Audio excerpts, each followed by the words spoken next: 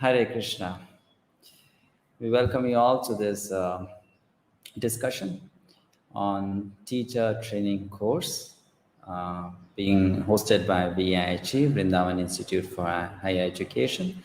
This is Madhusudan Vishnudas, and I welcome each one of you who are watching this on Facebook and YouTube Live. Today we have a very special guest with us. His Grace Vamsivadana Prabhu. Before I invite him in, I would like to give a short introduction about him. He studied MBBS from Pune University and is a medical doctor by profession. In 1996, he came in contact with the Krishna Consciousness Movement, ISKCON Society. In 1999, he joined as a full-time brahmachari in ISKCON Pune. And since then, he has been offering wide varieties of services in the movement. You can imagine he's there in the movement since the last almost 2 decades. So earlier he was involved in youth preaching in universities, different colleges. Then he started doing preaching, cultivating people in corporate world. Now he is currently conducting many courses, Bhakti courses like Bhakti Shastri, Bhakti Vaibhava, Vedanta in different parts of India, outside India. He is teaching teacher training courses at different places, and is also a general secretary for ISKCON Leads, Leadership Education and Development System. So we are very fortunate to have him with us. In fact, actually, he's also my teacher for teacher training course, part 1. So we are very happy to have Prabhuji with us. Thank you so much, Prabhuji, for joining us today. We welcome you to this talk. Thank you so much for taking out your time. I remember it was actually for me also very interesting to learn from you this course in 2015. And I wish to join TTC 2 this year again with you in Vrindavan. So Prabhuji, let's begin with our first question. How long have you been teaching this course, the teacher training course? Well, earlier I was assisting Atul Krishna Prabhu at Mayapur Institute since maybe about 2009.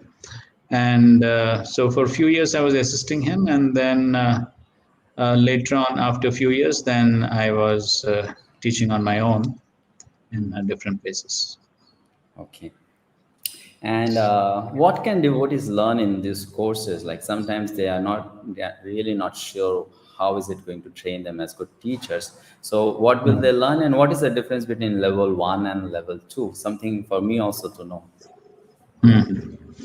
So basically in these teacher training courses, we teach general speaking skills. That means skills for lecturing, as well as many interactive skills. So different facilitation methods like whole class discussions, group discussions, pair exercises, experiential learning, and so many different other facilitation methods are taught. And also, in addition to this, we also teach listening skills and also the qualities and guidelines of an ideal teacher. So so the character of the teacher plays an important part in teaching. So it's not only about the skills and the methods, but it's also the character of the teacher which greatly influences the students. And so therefore that's also something which we discuss. And also we also discuss about how to set up the classroom, so classroom arrangements, and also how to handle different types of audiences, different types of students in a classroom. So sometimes all students in a classroom are not of the same type. So there could be different types, and what to do. We cannot control the students' behavior in a class. Everyone has free will to behave in whatever way they like. But at the same time, as teachers, then we have to be equipped with the skills in order to be able to efficiently handle the situation. So there may be some students who are too over enthusiastic, or some students who are not participating so much. Some students are arrogant, and so on and so forth. So many varieties of students there could be. So we should be in a position to efficiently handle these different types of students. So we teach that also. And And then we also, and a very important aspect of the teacher training courses is how to make lesson plans, write aims and objectives. And in this way, we are training the students in how to design curriculum and syllabus. And so all that is being trained. And finally, of course, the students give a presentation, so both for TTC1 and TTC2. In TTC1, it's a group presentation, and TTC2, it's an individual presentation. So that's one of the major differences between TTC1 and TTC2. In TTC2, there's a lot of revision of what is being done in TTC1. That's essential because Kali Yuga memories are quite short. So therefore, much of what has been taught in TTC1 is revised with a little more in-depth study and in-depth experience. That's what's being done in TTC2. Also, one additional topic which we do cover in TTC2 is 7 types of intelligences, 7 different ways in which students learn, which could also help us in designing our lessons.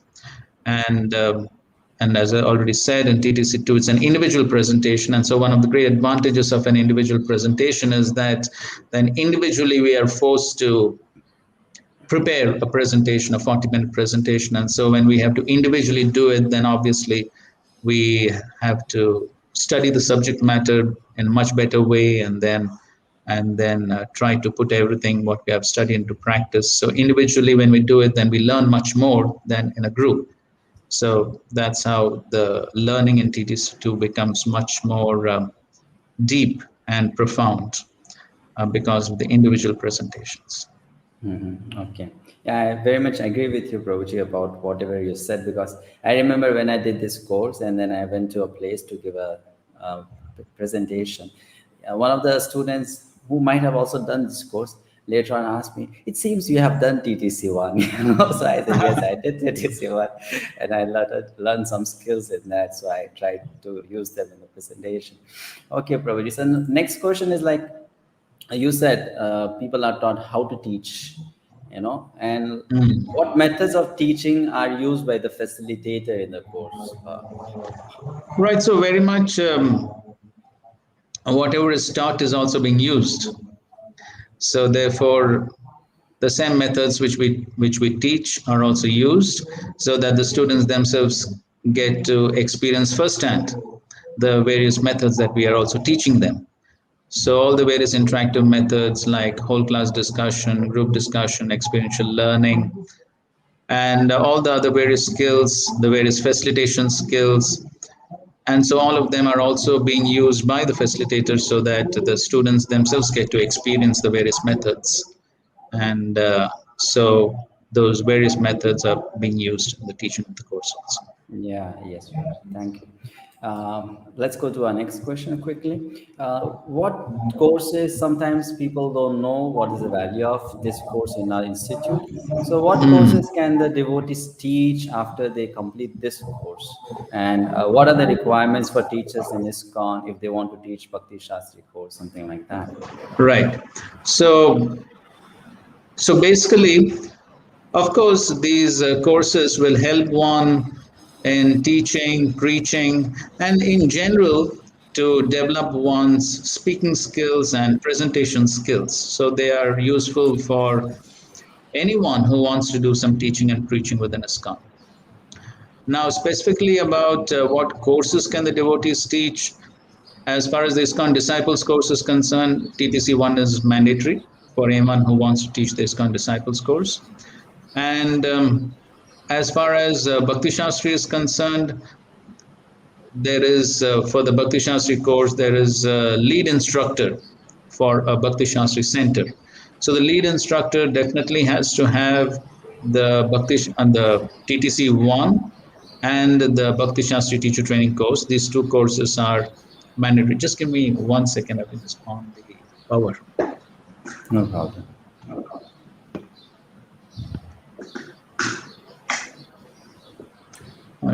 So as far as Bhakti Shastri is concerned, so the lead instructor of a Bhakti Shastri center needs to have the TTC1 as well as the Bhakti Shastri teacher training course. And the TTC2 is also highly recommended for one who wants to be the lead instructor of Bhakti Shastri course at the Bhakti Shastri Center. As far as other teachers are concerned, then TTC1 is highly recommended for all the teachers of Bhakti Shastri. Yes, right. Prabhuji, I've been associated with VIG for long, I believe now, and this slogan might not be new to you. VIG has a slogan, learn and teach others. So in most of our discussions with all the teachers we have in VIG, we ask this question. How teaching is an important part of learning. You know, if you want to learn yourself better, how teaching helps in that. Yes. So definitely teaching plays a very important role in learning. In fact, the person who learns most is the teacher because the students, they may space out in the classroom, they may be attentive, not attentive, but definitely the teacher has to be attentive and the teacher has to hear what he's teaching. And so therefore the teacher definitely has to prepare very well. So it's only if the teacher is well prepared, then he can answer the various questions of the students. And so teaching helps one to actually go in depth of the subject matter. So therefore, the teacher definitely learns a lot by teaching the subject. And also another important aspect is that when one teaches, then one is also impelled to practice what one is teaching. Because if one is not practicing what one is teaching, then one may feel a little guilty or a little upset that I'm teaching others, but I myself am not practicing. So therefore, by teaching, it impels us or it enthuses us, inspires us to practice what we are teaching, and that will also increase our own realization by practicing, and then we'll be able to better serve the students by imparting realized knowledge. Very true, Prabhuji. Actually, what you said has been experienced by me also very much, that at least a teacher has to be attentive, you know, because when a person is talking, he cannot be inattentive. And that really helps one to focus on the subject. Meanwhile, let me please do one announcement. Those who are watching this video, if they have any question to ask His Grace Vamsivadana Prabhu, you can send us on Facebook comment box or YouTube comment box, and we'll take that question in. Let's move to our next question, Prabhuji. You know, ISKCON is a big society. We have maybe 1 million followers, and we have hundreds and thousands of centers. What do you think? Are we overflowing with teachers in ISKCON, or we have exactly as many teachers as we need, or there's a shortage of good teachers? Krishna consciousness is unlimited, and so there's never enough. So there's definitely a need for more teachers, and there's a lot of teaching opportunities available with so many centers coming up and devotees joining the movement. So definitely there's a need for more teachers. Yes. Yes, Prabhuji. And along with that, I also feel there's a lot of increased need of systematic education in ISKCON. So that's why we need more teachers who can teach like that. A final question for today. Who can join this course? What is the qualification for someone to attend this course? Of course, the individual institution can have their own standards as to who can join the teacher training course. But as far as teacher training course 1 is concerned, then it is good if the student has some, first of all, is a devotee in good standing, in the sense that has been chanting 16 rounds of the Hare Krishna Mahamantra and following the 4 regulative principles for at least a year or so. So the devotee has to be in good standing in practices of devotional service. Also, it would be very useful if the devotee has some experience in teaching or preaching. And so if already some experience is there, then this will help to increase the skills for teaching or preaching. And so that's for TTC 1. And as far as TTC 2 is concerned, then it's definitely mandatory that the student has already done TTC 1 and preferably also has spent some time practicing what he has learned in TTC 1. So that will help the student understand TTC 2 better and also apply and also give an individual presentation at the end of TTC 2. Okay, so in that way, what do you say, Prabhuji, for myself? Am I qualified for TTC too to join? Of course, you are more than qualified, there's no doubt. Thank you so much for that, taking me in. Now we have a question from a viewer, Prabhuji, Balbhadra Gopa Prabhu, Hare Krishna Prabhu, Dandavat Pranam. What are the qualifications to attend Bhakti Shastri teacher training course? So basically, it's Bhakti Shastri and TTC 1. Yeah, you mentioned that also before. Yes, should be done Bhakti Shastri and should have done TTC 1. Okay, so I think we end here, Prabhuji. Thank you so much for coming on board for this short discussion. And though the discussion was short, but the course is not that short, and it's packed with a lot of things to learn. So we encourage the devotees to join in for the course. After a long time, Vrindavan is doing an on-site course. This will be on-site in Vrindavan Dham. So we invite all our participants to join for it. Let's see, we have another. Okay, thank you.